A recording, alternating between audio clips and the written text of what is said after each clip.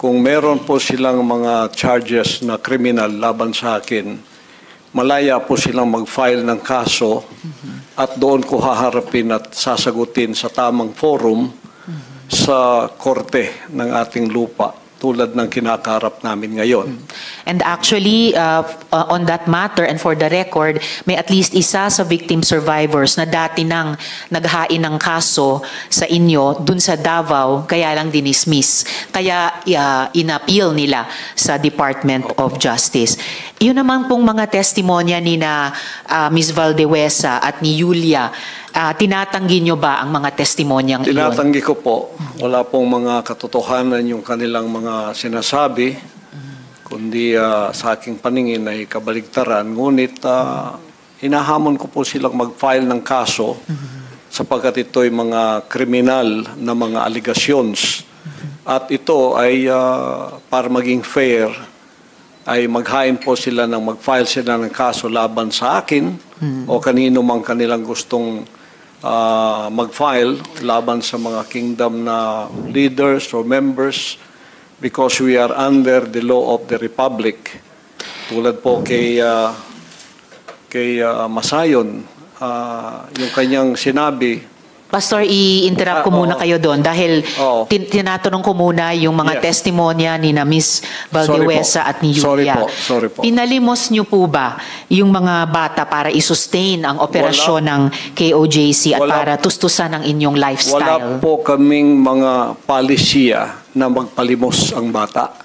Pero walang polisiya man, pinalimos niyo ba sila? Hindi po. Wala pong katotohanan yun. Okay. Yung mga adults po, pinalimos nyo ba sila or pinayagan nyo ba silang maglimos para sa operasyon at lifestyle ng KOJC? Wala pong polisiyang ganon ang kingdom na magpalimos. Wala mang polisiya pero pinalimos nyo ba sila, yung mga adults? Hindi po. Wala pong katotohanan yun. Alright. Pinayagan nyo ba yung pang-aabuso at pag-torture sa mga miyembro nyo? Hindi Halimbawa yung parusang dry fast? Hindi rin po polisiya ng kingdom ang batas ng pagparusa ng tao ay ipapasting para mamatay. Napansin ko po, lagi kayong nagre-refer sa polisiya, pero ang tinatanong ko po ay yung practice. So, pinaabuso nyo ba, pinatotorture nyo ba yung mga miyembro nyo? Pinapa-dry fast nyo ba sila? Sa freedom of religion po natin, meron tayong separation of church and state. At tulad ng sinabi ko, yung fasting ay voluntary kung tatanggapin mo. Hindi po ipinipilit. Alright. Kayo ba yung nakaisip nung modus na piliting magpakasal yung mga miyembro nyo na hindi naman magkarelasyon para manatili sila sa ibang bansa? Sino pong nakaisip nun, nung modus na yon? Because this is under the investigation already, I invoke my right to remain silent on this issue. All right. Quickly lang po kay Ate Gingging, yung dry fast po ba, voluntary ba ito? No, for sure. No. All right. Salamat It po. was an instruction. Instruction. So, hindi siya voluntaryo, instruction or utos siya. All right. Salamat po.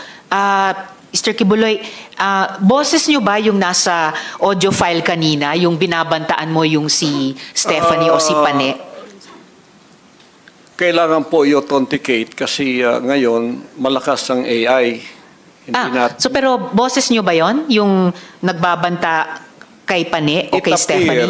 It appears na parang boses ko. Pero hindi ko po ma-authenticate kasi ngayong panahon na to malakas ang AI. At sino po si Stephanie Ibarra? Sino po si Pane? Isa po sa mga manggagawa. Manggagawa.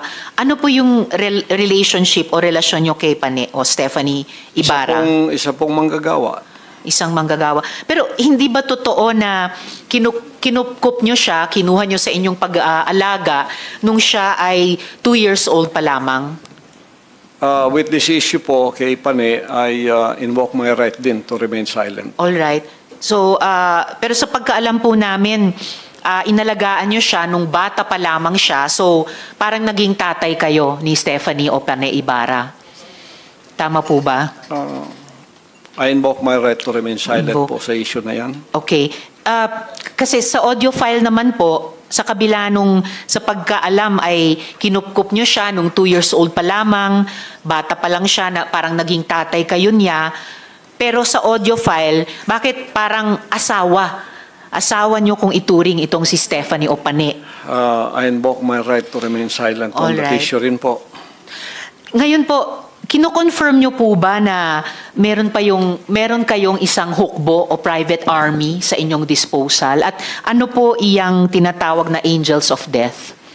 Yan po ay kasinungalingan at kung yan ay akusasyon, inihiling ko ang accuser na mag-file siya ng kaso laban sa akin. Okay. So, sinasabi nyo kasinungalingan yung isang hukbo na nasa inyong disposal. Opo. Pero ano naman po yung angels of death? Hindi ko po, imbento po nila yan eh. Imbento lamang. Ano ang, kanina po kasi sinabi po ni Sir Edward na yung, ano ba ito? Yung, saan na ba yung notes ko? Teka ha. Okay, Edward. Yung 2nd Metro Davao Signal Battalion ay may kaugnayan sa Task Force Davao. So, ano ang ugnayan kung mayroon ng Angels of Death dun sa DDS o Duterte Death Squad naman? Wala po akong personal knowledge niyan, so I Walang invoke personal my knowledge. right to remain silent on that issue also. All right.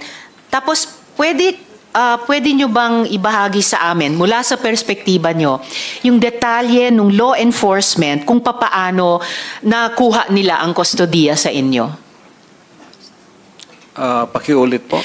Mula sa inyong pananaw at karanasan, paano pong nakustodiya kayo sa kamay ng gobyerno, ng ating law enforcement With agencies? that issue po, I also invoke my right to remain silent. All right. Sige. Bago po ako dumako naman kina General Torre, meron po akong IFA flash dito po sa ating monitor. Panoorin natin lahat, pati ninyo, Mr. Kibuloy.